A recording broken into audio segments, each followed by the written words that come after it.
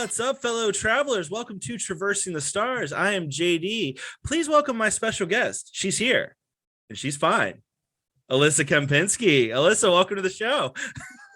Hi, JD. Thank you for having me. Absolutely. I'm glad you could be here. Did a little bit. I had to throw in a little bit of a reference to Velocipastor there. So My favorite one, 100%. yeah, I love it. I love it.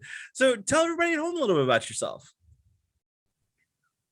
Well, I am an actor. I'm based in New York City. I do a lot of other things, just like a lot of actors do. So I refurbish furniture. That's pretty cool. Okay. And my claim to fame is the Velocipastor. Now, I enjoyed the Velocipastor. So how did you get involved in that project? Well, I mean, it was a couple of, I want to say it was 2000 and I don't remember the dates, to be honest. Right. They all kind of blur together after a while. Yeah, they do. 2018 or 2017 that it came out. But I had been working with that team since I was still in my school program and they were in their respective school programs. And so we were just a bunch of college students making some art together. And this was actually the second film that I did with the team, because the first film I did was called Animosity, which was a serious horror. Okay. Which is also available to rent on Amazon. No, I haven't seen that one. So tell me a little bit about Animosity. So Animosity was Brandon's, Brendan. Sorry, there's so many Brendans and Brendans in my life. It just happened. Cut that out. Right. Brendan's senior thesis. We decided to do a feature, but it is about a woman and her partner who moved to a piece of property, and there's all sorts of weird things happening on this property, and that's kind of where you learn that the property itself is a prison for those who are killed there. Oh, wow. And they become reincarnated and live over and over and over and over again. Oh, that's metal. That's awesome. That's okay. Cool movie. I mean, we made it as students, so there's obviously low budget, but the concept is stellar, honestly. That's awesome. Yeah, I'm gonna have to check that one out. I didn't know about that one. So it's not as comical as Velocipastor. No. So I mean, I can't speak to it as much as Brendan could. Sure. But Velocipastor was written in a lot of ways as an exercise on how to write a bad movie. Love it. But he had done a fake trailer for it in school that went viral, and then we decided to write the movie and see what we could do. We got funding, we made it, and then years later it became viral again. So it's a weird ride. Yeah, that's awesome. I mean, I love, like, it kind of has taken on this cult status, like, because I feel like I see it come up a lot in like would you watch this, like, random Facebook post, or like, have you guys seen this, like, and it's such a fun concept. Yeah, I mean, we're very lucky. We're deep in meme culture. Yeah, which is, I mean, that's an accomplishment in 2021. So yeah. So tell us a little bit about, like, what it was like actually working with everybody on Velocipastor. Because I mean, you guys definitely, I feel like you and Greg Cohen definitely had a chemistry on that as well. You know, Greg's the best to work with. I can't say I understand him at all, right? In the most beautiful way. Like, he's just a beautiful alien to me. Love it. But I love him, and I love working with him. And honestly, like, the team, and the reason I think that this movie has been so successful is because even though we didn't have any money, we had all of the ammunition. We had all of these people willing to work their butts off, and we were just doing what we thought was funny, and it just happened to be funny for everyone else too. Yeah, hopefully. Well, I thought, because that's the thing, is, like, I don't know if you got a chance to listen to the episode that were from my other podcast where we reviewed it. But like, I feel like, because my partner kind of, like, didn't really love it. And I was like trying to get him to understand. It's like, you're comparing, like, the wrong thing. Like, because I feel like I got it. Like, when I was watching it, like, it was intentionally bad. Yes. I mean, we were thinking about all of those other movies, Miami Connection, Black Dynamite, all of these other genre films, because the intention, I think, I mean, it came up from Brendan typing something, and I think it was typing Velociraptor into his phone, and autocorrected to Velocipastor, and that was where this idea came from. And then we just kind of kept running with this silly idea. We didn't have any money, so we just ran with that silly idea. Like, it was just stupid on top of stupid on top of stupid, but it all gave us joy. And that is honestly the only, like, if you don't walk away with a smile on your face, you're taking it too seriously. Exactly. That's what I said about it. Cause like, as I like just the part at the end, the part where, you know, I referenced in the beginning that she's fine. Like, it was so weird and over the top that it's just like, what? And then you got like the doctor, like just like fiddling around on like the ashtray. Like, the fuck was that? I gotta tell you, so this was one of the most hilarious scenes to shoot, fascinating scenes to shoot. So this doctor's office somewhere in Manhattan, I don't know who this doctor is, so I can't even like call him out, loves student films. So he would offer his office up for free locations for students for just a pack of beer. Like, that was what he was asking for the students. That's awesome. That's a good price. And he was just there in the back, chain smoking, the doctor in his own office. And so that was when our actor, who was a smoker, was like, can I smoke too during the scene? That's weird. And we're like, yeah, sure, because why cares? This is a movie. And honestly, that's like the energy that everyone brought. They were like, oh, I think it would be dumber if I did this. And everyone was like, yeah, sure, do it.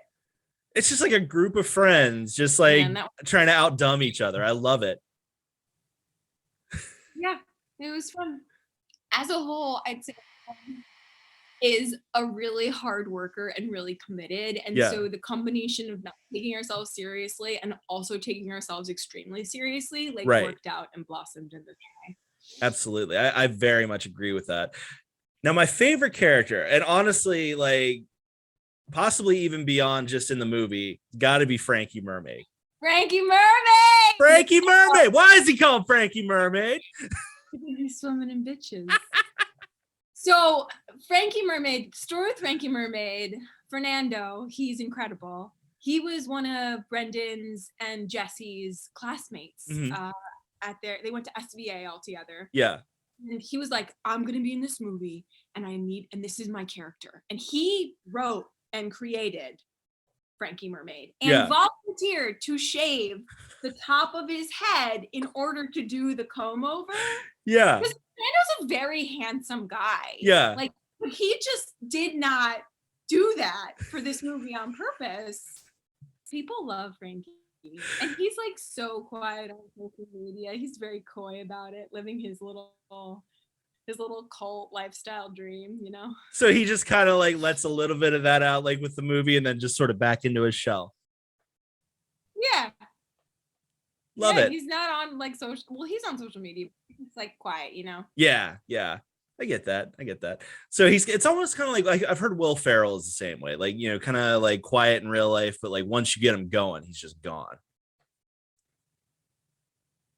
That's the way I think a lot of people in this industry are, because it's just a lot of energy, you know. You're performing at home even when you're not. I just want to know how you guys kept kept straight faces with Frankie Mermaid doing all his shit. Well, it was really hard. I have to say that I'm not exceptionally good at it. I wouldn't be either. And who at it is Brendan, because Brendan has this like little giggle that's adorable. He would be behind camera, like, you know, just checking out the shot and stuff. And we knew that the scene was over when we were like, like his little giggle. He would break first, and then we couldn't do the scene anymore. Greg to work with, because Greg is so committed and so serious, even when he's doing the most ridiculous stuff. I love it. He never breaks. He always makes me break. Really? Okay. Yeah, like the scene where we're talking about him turning into dinosaur, but it actually sounds like we're talking about sex. Right, right. And then the end, what? We did probably like 15 whats that I had to stay serious through. Yeah. Didn't happen. I can't even imagine like that. I always wonder that with like these over the top scenes in movies where it's just like how do they do that? I couldn't do it. I could not do it. It's tough, for sure. I love it. So, okay, so away from Velocipastor, you've done a couple other things. I know that at one point you worked with Maggie Gyllenhaal. I haven't actually seen the show, but how was it working on that? It was The Deuce, right? Yes, that was my first TV credit. Mm-hmm. It was full topless nudity on an HBO show, and that was definitely an interesting thing to explain to my family. Yeah. But Maggie was the producer of the show as well as the actress. So working with her was honestly a dream. She was very like motherly and kind and warm. And it was the kind of thing where like the director was like, I want you in this position. And she's like, no, you do not want to look at my boobs in that position. Absolutely not. We're not doing that. Yeah. And so I felt very protected. And I feel very grateful. Like many of two of the TV shows that I've worked on, I've had scenes with the lead actress who's also the female producer. That's so pretty cool. Gosh, I forgot the name of the show. High Fidelity with Zoe Kravitz. Yeah. And it was the same situation where like there's the director, of course, but she's the producer. So she's the boss. Yeah. And that was really cool, especially in an industry that's overrun by men. Yeah, I imagine that. But I mean, I've talked about this on the show before. I feel like there's definitely kind of a shift with that kind of thing coming. So like you're starting to see more women in very powerful roles in the industry. Yeah, I mean, it's a lot of work and a lot of headway that still needs to be done, but there's definitely change happening. Yeah. Yeah. Now, you said it was like, so you had to do nudity for it. Now, was that like, I mean, was that uncomfortable for you or I don't know if I could do that. Like, no, it actually was exceptionally not. Okay. So as a New York actor who's just, scrambling to make life work, having jobs here and there and whatnot, I was actually working at the time as an art model for a classical painting studio. So my job was actually to be naked in front of a group of people every day. So there was no problem for a film crew then. No, if anything, actually, we were on the show, we were one of the first nude scenes that they had shot. It's a show about the adult industry and porn in New York and so we were actually doing a scene of Maggie's first porn shoot. So I was the actress in the porno with her. Yeah. In the show. And so I feel like the crew wasn't used to nudity yet. Right. Whereas it didn't bother me because it was very much part of my everyday like work thing. Yeah. Yeah. It was just a job. Well, that's funny. I wouldn't think of the crew being uncomfortable with that. Like, I never really think of that side of that. So that's kind of interesting. It was less uncomfortable and more just, it was evident that they were not used to it yet. Right.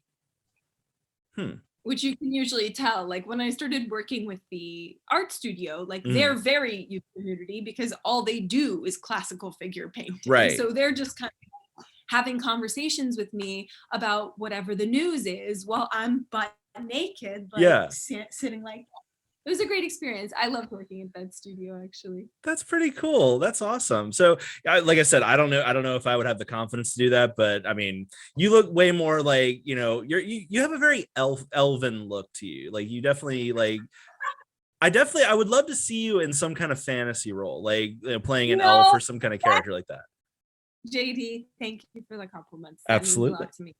I've always wanted to be in a fantasy film. Like when vampires were the thing, I was like, I have to do a vampire show. Oh, but yeah.